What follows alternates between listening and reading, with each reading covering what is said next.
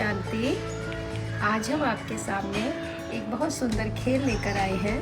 इस खेल का नाम है भविष्य पद की निशानियाँ। जैसा कि हमें पता है सतयुग में हमें कोई ना कोई पद मिलेगा। इस खेल में जो पद हमें सतयुग में मिलने वाला है वो पद हमने बनाए हैं और उस पद के अनुसार उस पद में जो क्वालिटीज़ हैं वो हमने लिखी हैं। इस गेम को बनाने का उद्देश्य यह है कि हम लोग ये जानें कि हम भविष्य में जो सतयुग में हमें कौन से पद के लिए हम अपने आप को तैयार कर रहे हैं। इस गेम को खेलने का उद्देश्य और फ़ायदा ये भी है, जब हम ये कार्ड्स लगाते हैं तो हम खुद अपने अंदर भी इस बात का चिंतन और मनन कर सकते हैं क्या ये क्वालिटीज़ हमारे अंदर हैं, और अगर नहीं तो हमें अभी कितनी मेहनत करनी है इस पद को प्राप्त करने के लिए। इस गेम को खेलने के लिए एक एक प्लेयर आएंगे और हमने ये कार्ड्स दिए हैं। यह गेम 5 मिनट इसका समय अवधि है। हमें एक एक क्वालिटीज़ देख के वो जिस पद की है उसके नीचे लगानी है। तो शुरू करते हैं इस गेम को खेलना। सबसे पहले हम जानेंगे कि हमारे वो कौन से 4 पद हैं। वो हैं, पहला पद महाराजा महारानी, दूसरा साहूकार, तीसरा प्रजा, चौथा दास दासी। इन्हीं पद के अनुसार जो इनकी क्वालिटीज़ है वो हम यहाँ पर हमें लगानी है। अब हम शुरू करते हैं। 5 मिनट का समय मिला है मुझे जिस तरह से। तो हम ये देखेंगे, मेरे हाथ में कार्ड आया है, इसमें लिखा है ददीची मिसल हड्डी सेवा खुशी से। तो ऐसी सेवा कौन करेगा? जो महाराजा महारानी पद का अधिकारी होगा, तो उसको हम यहाँ लगाएंगे। फिर हमारे पास है तन मन धन सफल, ये क्वालिटी होगी साहूकार पद की, तो ये साहूकार में लगेगा। फिर हमारे पास है कभी कभी सेवा, कभी कभी सेवा की क्वालिटी प्रजा पद के लोगों की होगी, तो ये प्रजा में जाएगा।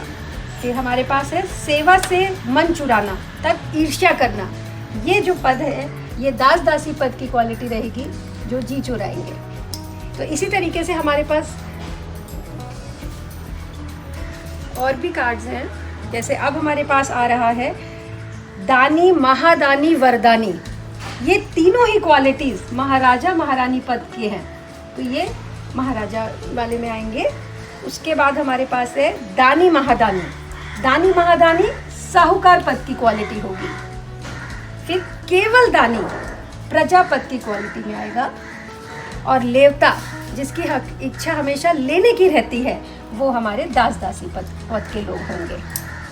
तो इस तरीके से ये गेम आगे बढ़ेगा जैसा आपने देखा। तो जैसे कि हम यहाँ देख रहे हैं, महाराजा महारानी की क्वालिटी है ददीची मिसल हड्डी सेवा खुशी से। जो इस तरह से अपने इस समय वर्तमान समय में सेवा दे रहे हैं, तो वो हम अपने आप को स्वयं जांच के ये परख सकते हैं कि उनका भविष्य पद में वो कौन सा पद पाने के लिए तैयार हो रहे हैं। इसी तरीके से साहूकार पद में जैसे है तन मन धन सफल, ये तन मन धन सफल करेंगे। लेकिन हड्डी मिसल सेवा जो है कि एक जो है कि हम थक भी गए हैं या हमें थोड़ी बहुत कोई प्रॉब्लम है, उसके बाद भी अगर मुझे सेवा करनी है तो मैं उसको उससे ही उत्साहित मन से करती हूँ। तो वो क्वालिटी अगर होती है तो वो महाराजा महारानी, और नहीं है केवल वो तन मन धन से सफल सेवा दे रहे हैं तो भी वो साहूकार पद के अधिकारी बनेंगे। उसके बाद हम देखते हैं कभी कभी सेवा, जो अपने इच्छा अनुसार सेवा कर रहे हैं, कभी नहीं कर रहे हैं, तो वो होती है हमारे प्रजा पद की निशानी, तो हम प्रजा में आते हैं। और जो सेवा से जी चुराते हैं और दूसरों को मिली हुई सेवा देख के खुद में उन्हें ईर्ष्या भाव भी आता है, वो दास दासी पद के अधिकारी बनते हैं। जैसा कि हम ये लगा कि हम अपने आप को खुद चेक कर सकते हैं, कहीं मैं सेवा से जी तो नहीं चुराते।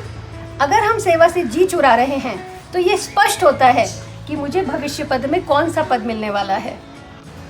तो हमने जैसा कि देखा, अगर हम सेवा से जी चुरा रहे हैं तो अब मुझे ये समझ में आता है ये गेम खेलने से कि अभी मुझे कितने पद यहाँ तक आने के लिए अभी कितना पुरुषार्थ और मेहनत की आवश्यकता है। तो इसी तरीके से ये हम जिस तरह से हम ये खेल खेलते हैं, हर एक कार्ड लगाते हुए हम अपने अंदर खुद ही स्वचिंतन में उतर जाते हैं कि अभी मुझे, अगर मैं दास दासी पद की क्वालिटीज़ में आ रही हूँ तो मुझे अभी प्रजा साहूकार महाराजा महारानी आने तक के लिए बहुत तीव्र पुरुषार्थ की आवश्यकता है। तो इसी तरह से ये गेम खेलने से हम खुद अपने आप को स्वविवेचन कर सकते हैं कि अभी हमारे अंदर कितने पुरुषार्थ की कमी है, मुझे कितना मेहनत और करना है। आशा है ये गेम हम सभी को बहुत लाभान्वित करेगा। ओम शांति।